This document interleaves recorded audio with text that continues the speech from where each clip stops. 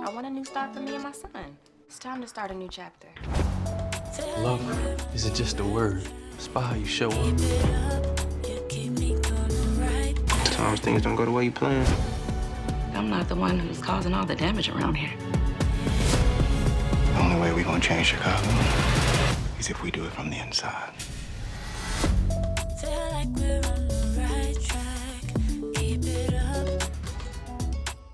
UFC 276 is coming this Saturday. We got a main event of Adesanya and Cannonier. Adesanya is probably one of my favorite fighters in the UFC, the most dominant at 185, and I'm definitely going to have to roll with him. Step into the octagon with DraftKings Sportsbook, the official betting partner of the UFC. For the big fight fans this weekend, DraftKings is offering all new customers a can't-miss offer. Bet just $5 on UFC 276 and get $100 in free bets no matter what. All customers can also build their very own same-game parlays. Combine multiple bets, like which fighters will win, number of knockouts, and more for your shot at an even bigger payout. New DraftKings customers, download the DraftKings Sportsbook app now. Use the promo code SMOKE.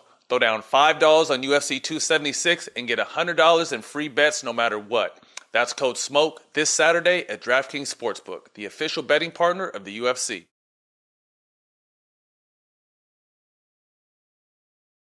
Jalen Brunson is a nice piece to that puzzle, so we'll see what happens to him. That's like me and you got a group and then somebody goes solo.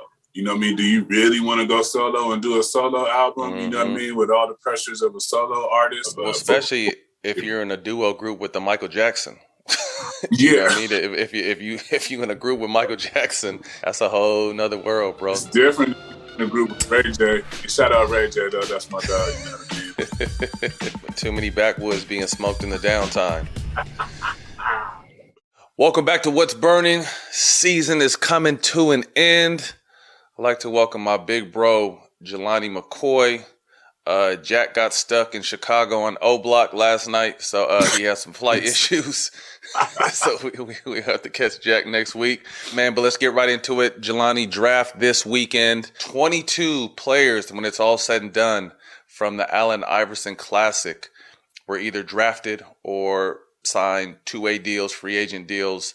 I mean, 22 players. How many players were there total? I mean, that seems like everyone there got drafted or picked up. Low key, I think that's close to it. Somebody was either on the way or on the way to draft it or the next up. So that's a hats off to that class and to the AI Classic and everybody involved. Bo, Jay, the coaches, you know, they were there. D. Miles, Bonzi, a lot of former players were there. So it says a lot about that coaching staff and that All-American game to, you know, we're a couple months removed. And those guys are, you know, top 1 and 2 in the draft and a couple to filter out through the first round. So that's no joke. Really big, man. Happy for AI. I saw he made a post yesterday, but I love that this game just continues to grow and grow. Hope to have more next year. Any surprises? I was one of the rare people who went out on a limb and took Paulo number 1. Orlando did the same. Chet went number 2. Jabari went number 3. Was it a surprise to you, or do you think everything kind of panned out? You know, you couldn't really go wrong with the number 1 pick this year. I think everything. I think you could have went wrong, you know what I mean? Considering Paulo is the sexier pick, considering, you know what I mean, his measurables and what he's going to look like in a workout. I haven't seen Jabari in person, but I'm not surprised on how those picks checked out. Chet is a unicorn. They probably got to figure out a position for him, but whether that be center or a 3, whatever it is, he can really move as a big player. And Jabari, from word out on the street, from everybody we know, is, you know, has been a pro for a long time. Is going to peak at the right time. So no surprises, but I will say that, you know, it wasn't handpicked. The Paulo was going to be number 1, so it was good for him to shake it up a little bit. Yeah, shout out to Paulo, man. The number 4 pick, the Sacramento Kings chose to go with Keegan Murray. They felt that obviously his size and shooting ability and scoring ability better fit their team, which left Jaden Ivey, the Purdue standout, to get drafted number 5 by Detroit. As someone who's from Sacramento and works for the team, and I'm really hoping this Keegan Murray pick pans out. You know, obviously, we all know what happened with Marvin Bagley and Luka. The one thing I said going into this draft is I hope the Kings don't look back in 2 years and be like, damn, Jaden Ivey is terrorizing the NBA and we had a chance to take him.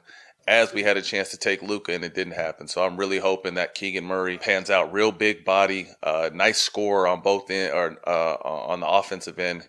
So really hoping that really pans out for the Kings on a selfish note. Yeah, What you else and the happened? rest of the King fan base. I think they're like one pick away from, the eventual NBA Messiah. They always miss about one pick or something like whatever that is. So I think you and the King fan base are really counting on this kid being good. And I hope that he is for the fan base and the kids' sake. Absolutely. Man, free agency starts next week, June 30th. A lot of big names can possibly be on the move. Obviously, starting with Kyrie Irving. He was at the BET's award yesterday, and one of the questions was, do you want to remain in Brooklyn? And he passed the question to, I think, his publicist. I'm not sure who the lady was standing next to him. Let's touch on him first. He's asked for permission to find a sign and trade. He's made a list of teams that he's interested in, which are the Lakers, Mavs, Knicks, Heats, and Clippers. Before we get there, what are just your thoughts on how loyal Kevin Durant has been to him and held him down? And now it really looks like Kyrie is up and on the move. So let's talk about that kind of loyalty that KD gave him. And now it looks to be that Kyrie could possibly be on the move. I mean, I haven't seen this type of loyalty in the league in a long time. And that coupled with the type of leverage that the players have nowadays, I mean, they must have really have a bond together, unlike, maybe you and Jack will probably try to get something like this off in the league. You know what I mean? If you had the leverage that you guys do nowadays. But I haven't seen any loyalty between brothers, like this in a long time. But at the same time, where does that loyalty get KD?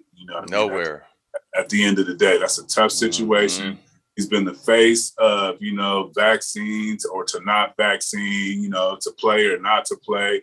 He's typically said that he isn't going to force anybody to do anything. But at the same time, I believe if that was me or you or Jack, me or Jack, whatever two brothers are, if we come in there at one location with the anticipation of winning the title and, bringing that franchise back to relevance, and you just kind of dip, you know what I mean? And you're not really playing. You're playing 20 games here, 30 games here, you know what I mean? All type of other stuff going off the court. As talented as he is, that's got to wear on your brother. I know sometimes we tend to wear on our brothers, you know what I mean?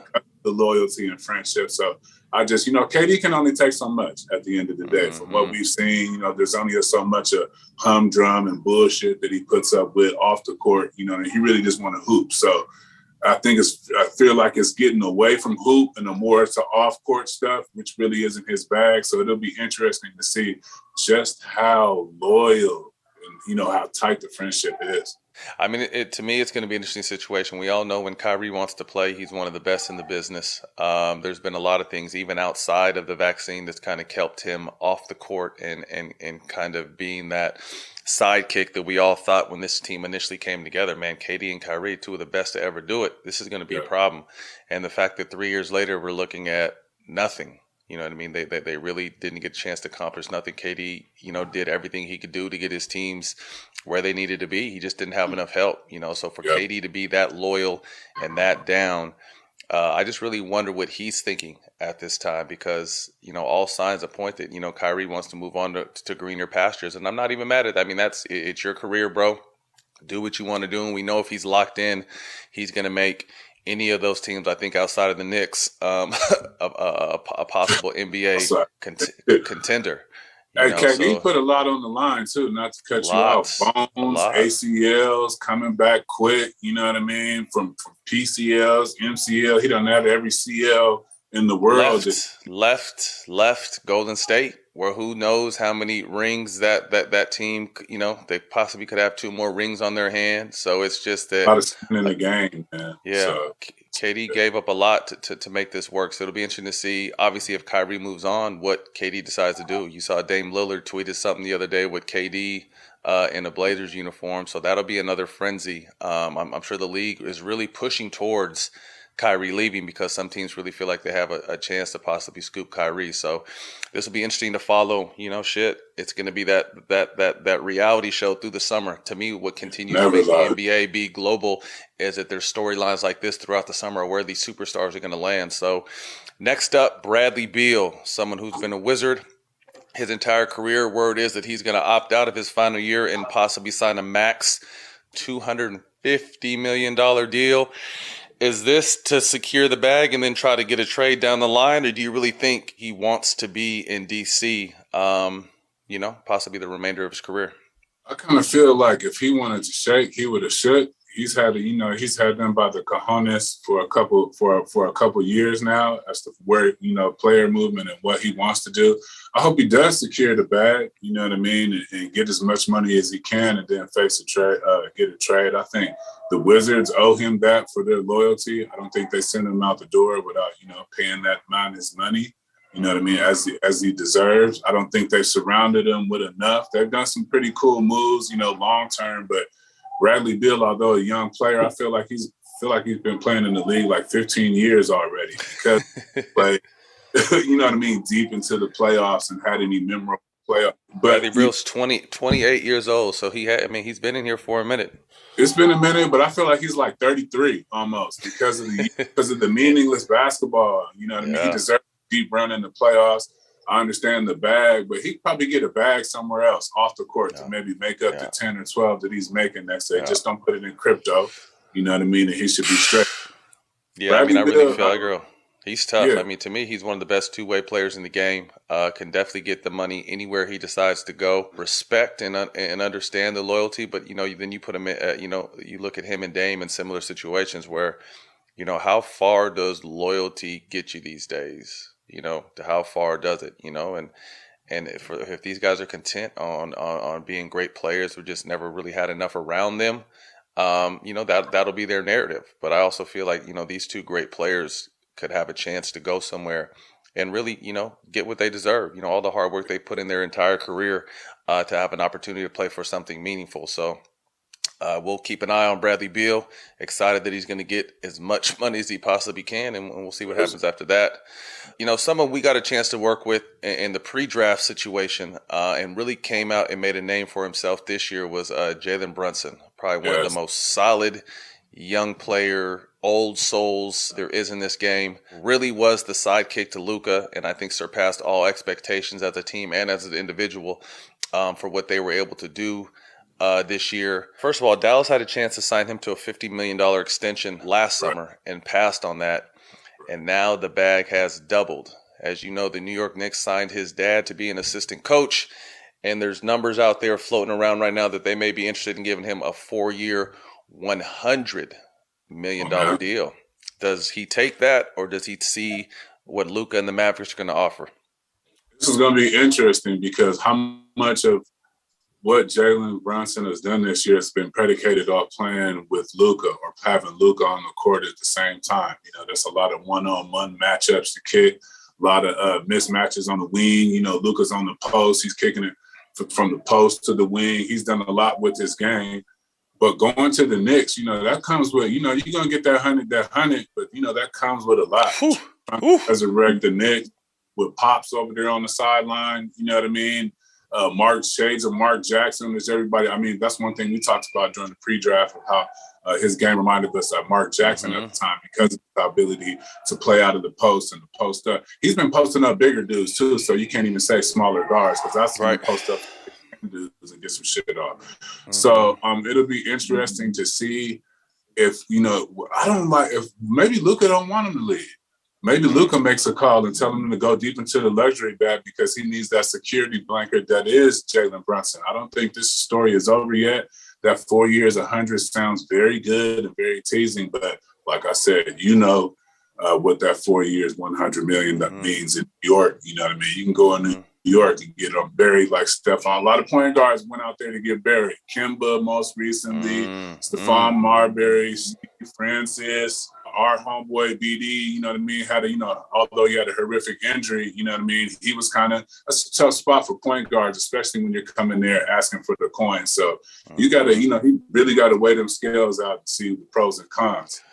No, I think you hit it perfect. That's a graveyard for point guards. You just listed a whole lot of guys that had a whole lot of game that went there. And again, the money is beautiful, but the expectation, the media, everything surrounding basketball, the actual, product that you put on the court. And I think you also made another good point is I kind of compare it to receivers. When when you're the number 2 receiver and you have those big years with a bunch of yards and make the Pro Bowl, and then, the number 1 guy gets traded and then you slide into that number 1 spot. That's kind of like Jalen Brunson's name is going to be a lot higher on the scouting report now. He's probably going to have the best wing defender on him. And like you said, without Luka next to him, that's going to have a lot of added pressure. So I would love to see him possibly stick it out. I think teams aren't necessarily afraid to go into luxury tax anymore. You saw what Golden State did, and they were able to win a championship by doing it. So I think he was definitely a key piece to the Mavs' success. And I still feel like they're a piece away, but Jalen Brunson is a nice piece to that puzzle. So we'll see what happens to him. Hey, but that's like being part of a duo. That's like me and you got a group and then somebody goes solo. You know what I mean? Do you really want to go solo and do a solo album? You know what I mean? With all the pressures of a solo artist, although you got to split the bag up of the duo, playing with the duo, you know what I mean? That solo album is a whole nother deal. And that's basically what he would be doing, to your point of especially if you're in a duo group with the Michael Jackson. Yeah, I mean, if you in a group with Michael Jackson and then you want to go on a solo, that's a whole nother world, bro. So we'll have to see. It's different in a group with Ray J. Shout out Ray J though. That's my dog. You know what I mean? But the R&B dudes took a lump. They took a tough one. Too many backwoods being smoked in the downtime. Some other guys that could possibly be on the move. Malcolm Brogdon could possibly be out of Indiana, and I think he'd be a quality pick. I'd love to see him, and I don't know if the numbers would ever work out, but I'd love to see him in Boston. I think he would be a great pickup for Boston. Rudy Gobert, unhappiness over there, and you could probably put Donovan Mitchell in that group as well. The Spurs are not shy about saying they're shopping Dejounte Murray, who's coming off his first All-Star appearance. Man, lives right around a triple-double, so he'll be very sought after. And then John Collins, although he didn't get traded, he said he's done with the rumors and the bullshit. He is not playing in Atlanta anymore. So a lot of young, talented players will be on the move this offseason, looking to make their next stop, their best stop. Next up on the radar, presented to you by DraftKings. This gambling shit, they already got odds on favor to win Rookie of the Year. So let's take a look. First up, Paulo, the number 1 pick at a plus 300 to win Rookie of the Year. Second is Jabari Smith at a plus 350. Jaden Ivey slides into that third spot at a plus 475. Tied with Chet Holmgren at 475. And to round out the top 5, Keegan Murray at a plus 900. So obviously this is all guesswork. You can never really tell who is what until they actually get out there and play. But again, this is a very talented top 5 and definitely looking forward to seeing what these young players can do this upcoming season. Yeah, very talented top 5, looking to see what they're going to do, as their career moves on. But I heard a lot of people say there's no this person, there's no Zion, there's no Giannis, there's no generational talent, in this group. But I think this is an interesting group because the way the game is set up now with all the freedom of movement and the space and the pace, I think this group has a lot of unique skill sets. A lot of big guys with talent that are going to be playing out on the floor. A lot of wings that are physical and they're going to be banging, playing inside, whether that be driving to the basket or being able to post up. I see a lot of versatility in this draft, and with the way the game is played now, I'm interested to see whether a lot of these young players pan out. A lot of lineage in this draft as well. You know what I mean? Griffin, somebody's dad is not too removed from either playing overseas or in the NBA. So I'm seeing a lot more of that happening. So it'll be good to see the way this pans out. Yeah, I mean, this new wave of basketball is completely, to me, geared upon skill set. And these guys are very skilled. It's not necessarily, that's why some people hesitated on Chet. I was like, yeah, if this is 20 years ago, you might look at his frame and be like, I don't know. But this is a completely different game, and his skill set, for his size is there's been very few players that have attained that kind of skill set. So again, like you said, the space, the pace, the freedom of movement. I'm looking forward to this draft class coming out here and showing their ass. Yeah, for sure. I wouldn't be scared to play Chet at center either. No, not at all. I mean, like, you know what I mean? Just it's to me, he can play anywhere on the floor. In closing, 2 Hall of Famers had their sons picked up by the Lakers, Shareef O'Neal and Scottie Pippen Jr. Scottie Pippen was signed to a 2-way deal. Shareef was invited to Summer League. Thoughts on, these are big shoes to fill. Arguably one of the greatest wing defenders we've ever seen and the most dominant big man we've ever seen. And it's been, publicly said, Shaq wasn't too high on his son going into the draft. He thought he should have went back to school. Shareef said he's old enough to make his own decisions. Unfortunately, didn't get drafted, but now has an opportunity to, play in this Lakers Summer League and kind of show the league what he has. Thoughts on both these players and their chances moving forward? Different roads, but you never know. I spoke about the lineage, the gene pool earlier. And these are 2 Hall of Fame players that we're talking about. But I think, again, these kids have been dealing with this pretty much since they picked up a basketball. I'm sitting at a camp right now at my old high school, which my son is nervous to go to just because it's my old high school. You know what I mean? So I know you got the twins. I think we talked about on vacations about when it happened to the twins, when did they experience pressure. But these kids have been dealing with that for a long time. Sierra Canyon, they got Sierra Canyon. They've been no stranger to top-notch high school California basketball. I think it's something I think it's hats off to the Lakers. You know what I mean? The lineage seems to be working. The gene pool thing seems to be working. I like Shareef, being a vanguard, standing out on his own too, despite what Dad thinks. And I appreciate the Lakers as a family organization on trying to make sure that dream can come to fruition. But Scottie Pippen Jr., you're probably looking at 2 proud dads, man. You know what I mean? Scottie Pippen Jr., Shaquille O'Neal, both championship players, championship pedigree. These kids are probably no stranger to hard work. Shareef's been through a lot after his open heart surgery. And then continuing to play. I know he hasn't got a chance to play and catch his footing in college because of injuries, but we've seen guys average 3-5 points in college, get drafted in the second round and average like 10 in the league. You know what I mean? So again, spacing, a lot of room for player movement on the court right now, extra possessions, premium on highly skilled players. These kids have been highly skilled for a long time. As a guy who's bringing up 2 young, highly skilled youngsters, you know what I mean? How do you feel about this situation? Well, one day, Carter and Isaiah might make a decision that you might not like, or they might have to take a different road to get to the league. How does this make you feel at the end of it? Well, first of all, for these 2 players, I wish them nothing but the best. Couldn't imagine what it would be like, playing up under Shaq and playing up under Pip, and for Bronny playing up under Bron. That shit has got to be tough. As a father of 2 kids that hopefully that I get put in this position, I just want to make sure that we're aligned and on the same page. And it leads me to what I was going to say is so many, and I'm not even talking about these 2 kids in particular, I'm just talking about in general, so many kids are given bad information. If you think about it, there's only 60 draft spots, and every year there's over 350 kids that enter the draft, give or take, sometimes even more. So you got to think there's 350 kids fighting for 60 spots. And then that's not even taking into account the European flavor that is, that has kind of had a wave over the NBA. So they're going to take, anywhere from 10 to 15 to maybe even 20 players.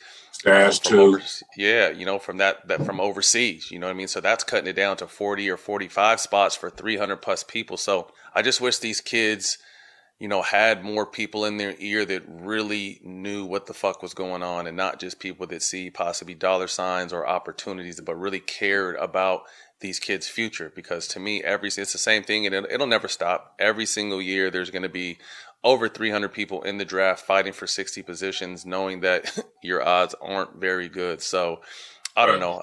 As a father, I'm looking forward to this journey. And, if the Twins are fortunate enough to be put in that position, hopefully we can make a family decision on what is best for them. But at the end of the day, if they're old enough and they feel like they know more than me, I'm going to have to step back because it is their, career. So again, I definitely, salute Shareef, even though he didn't listen to his dad, and, sometimes dad knows best, sometimes dad doesn't know best, but he took a leap of faith, and now he's going to have to prove himself, but with an organization that has a lot of love and a lot of lineage and history with the family. So best of luck to these two youngsters. And, I hope to see they can, wear that real uniform one day. I think they're going to make it, man. I think they're going to be all right. Remember, you're not just auditioning. I would say one thing as a word to advice for these two youngsters. Remember, you're not just auditioning for the Lakers. Sharif's going to be in Summer League. There's other roster spots. You could have a good showing with the Lakers, end up on somebody else's training camp, set yourself for a bag up in Barcelona, Madrid, Adrift, make you a couple $100,000, come back and play in the G League, whatever it is. So there's different routes. And I think these kids are well equipped because of their fathers to go within those routes and have success, and whatever success looks like that for them.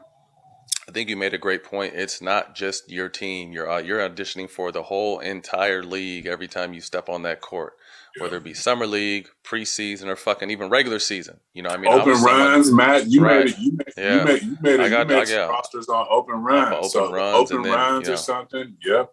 My first handful of years in the league, I was on 1-year deal. So not only was I playing for my team, but I was playing, auditioning for the rest of the league. So, hopefully they just keep and understand this is a grind. It's a marathon, not a sprint.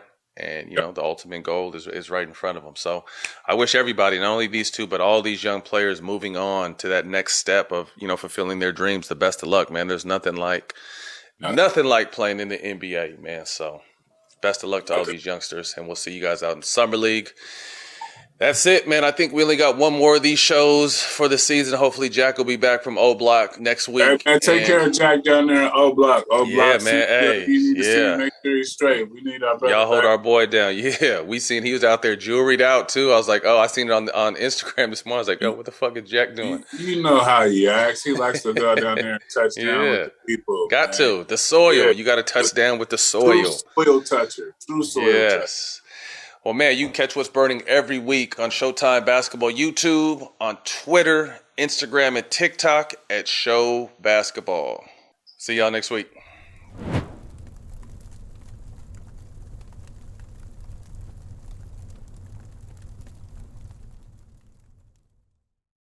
I came here because my choice was simple: live or die. My species is dying. Why are you telling me this? You are vital to the mission. Go. Take him. Now.